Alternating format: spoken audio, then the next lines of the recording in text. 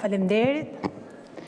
Fillimisht dua ta nis me një moment, një ngjarje në fakt të kërcënimit të një pronari mediash në Shqipëri, zotit Endri Meksi, pronari televizionit MCN, i cili është intimiduar, është kërcënuar, jo një herë, por 2 herë, edhe para pak ditësh teksa janë parë njerëz të armatosur të hynë në televizionin e tij, dhe kjo cënon në rënd lirinë e medias, sigurinë në këtë vend dhe vën në pikpyetje integritetin që kanë institucionet ligjzbatuese në Shqipëri, që nga policia e shtetit tek prokuroria dhe të gjitha me radhë.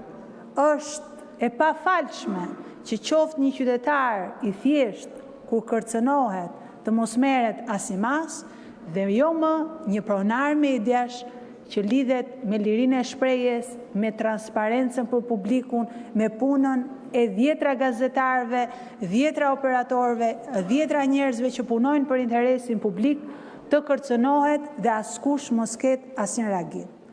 Bëhet fjalë për sigurinë e tij, por bëhet fjalë edhe për sigurinë e fjalës së gazetarëve që punojnë atje, të investigimeve që bëhen atje, të lajmeve që prodhohen nga një media siç është MCN TV. Çështja e dytë që kam dhe që është shumë e rëndësishme është, dhe pse këtu mungojnë ministrat, është binomi Kumbaro-ADF. Mirela Kumbaro mbasi na e futi ADF-n me të dyja këmbët në një ligj me porosinë e ligjin e trashëgimisë kulturore, dhe sot ADF-ja është koncesionar i pothuajse të gjithë elementeve më të rëndësishme trashëgimisë kulturore në Shqipëri, që nga Butrinti që ka marrë me koncesion, tek Elbasani që është futur tek Alaja, në Gjirokastër është ADF-ja, në Durrës me projektin Tit dhe Bid është ADF-ja, kudo është trirë ADF-ja, fal një ligji me porosi të paguar nga vetë ADF-ja, të deklaruar $150.000 të paguara për ligjin e trashëgimisë kulturore, e kemi sot kudo. Mirela tani ka marrë arsimin. Dhe me që Mirela ka marrë arsimin, binomi Mirela ADF duhet shtrihet edhe në arsim.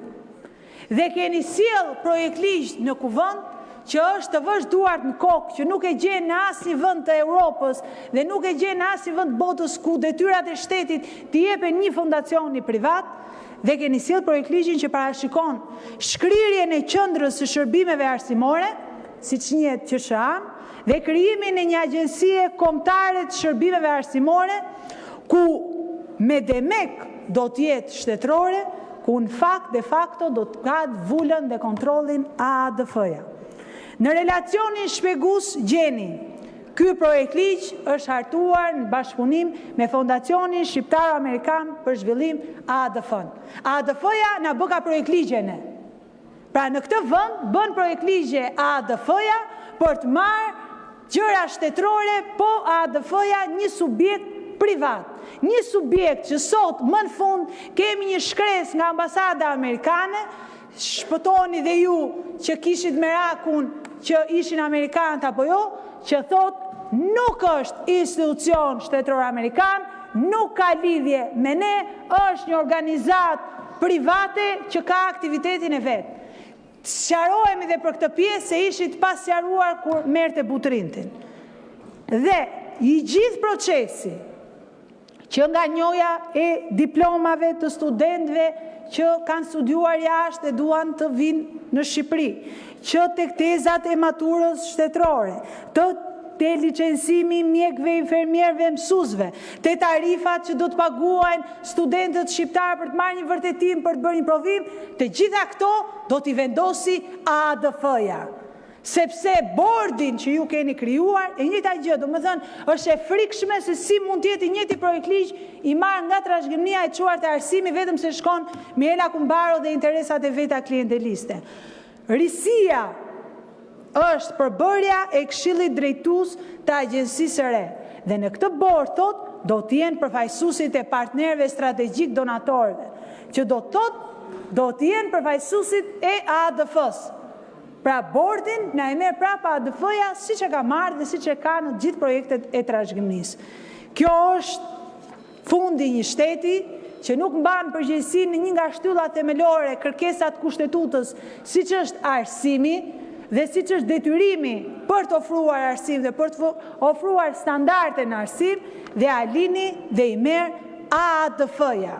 AADF-ja këtu pastaj bëhet zoti i arsimit në Shqipëri, ku Ministria de facto qëndron, po de jure nuk ka asnjë rol në proceset thelbësore që lidhen drejt për drejt me cilësinë e arsimit në Shqipëri, që nga tezat e maturës shtetërore. Kjo është një çështje që sigurisht sot fillon, është një çështje që nuk lihet me kaq, është një turp i madh pafytyrësia që ka Ministri e Arsimit që ta marrit njëjtët klient, ashtu siç merr drejtorët që i kanë ndjekje penale, merret njëjtët klient privat siç ka AADF-n, që e kalon nga trashëgimia te zonat e mbrojtura ku ishte mjedisi edhe tani tek arsimi. Hiqni dorë nga këto paçavure se nuk tregojnë. Faleminderit.